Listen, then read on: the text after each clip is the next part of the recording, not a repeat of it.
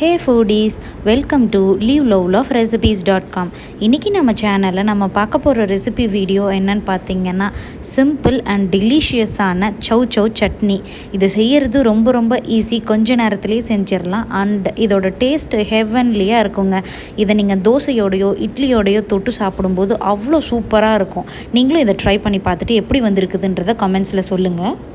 இன்றைக்கி நான் செஞ்சுருக்கிற ப்ரிப்பரேஷன் பார்த்தீங்க அப்படின்னா ஒரு 3 மெம்பர்ஸ் சாப்பிட்றதுக்கான குவான்டிட்டி தான் இருக்கும். ஸோ இது எப்படி செய்கிறது அப்படின்றத நான் இன்றைக்கி உங்களுக்கு சொல்லித்தரேன். ஃபர்ஸ்ட் ஒரு கடாயை சூடு பண்ணிவிட்டு அதில் 2 டேபிள் ஸ்பூன்ஸ் ஆஃப் ஆயிலை ஹீட் பண்ணுங்கள். ஆயில் சூடானதுக்கப்புறமா நம்ம ஸ்லைஸ் பண்ணி வச்சுருக்கிற 2 மீடியம் சைஸ் ஆனியன்ஸை அதில் ஆட் பண்ணிக்கோங்க. இது கூடவே இதுக்கு காரத்துக்கு தேவையான சிகப்பு மிளகாயும் ஆட் பண்ணிக்கோங்க. இப்போது இது கூடவே நம்ம எடுத்து வச்சுருக்கிற ஒரு ஹாஃப் டொமேட்டோஸை ஆட் பண்ணிக்கணும்.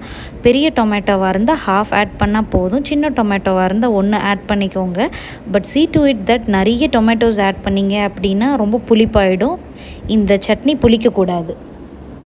இப்போது இது கூடவே தோல் சீவி பொடியாக சாப் பண்ணி வச்சுருக்கிற ஒரு 50 கிராம்ஸ் ஆஃப் சௌவை இது கூட ஆட் பண்ணி நல்லா வதக்கிக்கணும். மூடி வச்சு வதக்குனீங்க அப்படின்னா சீக்கிரமாக வதங்கிடணும். இந்த ப்ரிப்ரேஷனுக்கு தேவையான உப்பையும் இது கூடயே போட்டுட்டு நல்லா சாட்டே பண்ணிக்கோங்க.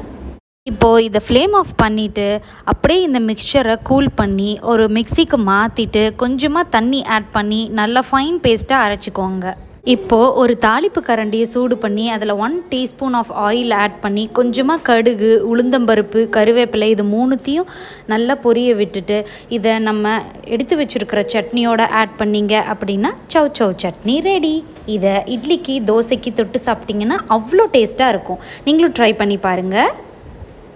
ரெசிபி உங்களுக்கு பிடிச்சிருந்தது அப்படின்னா லைக் பண்ணுங்கள், உங்கள் ஃப்ரெண்ட்ஸ் அண்ட் ரிலேட்டிவ்ஸ் கூட ஷேர் பண்ணுங்கள், அண்ட் மறக்காமல் நம்ம சேனலை சப்ஸ்கிரைப் பண்ணுங்கள்.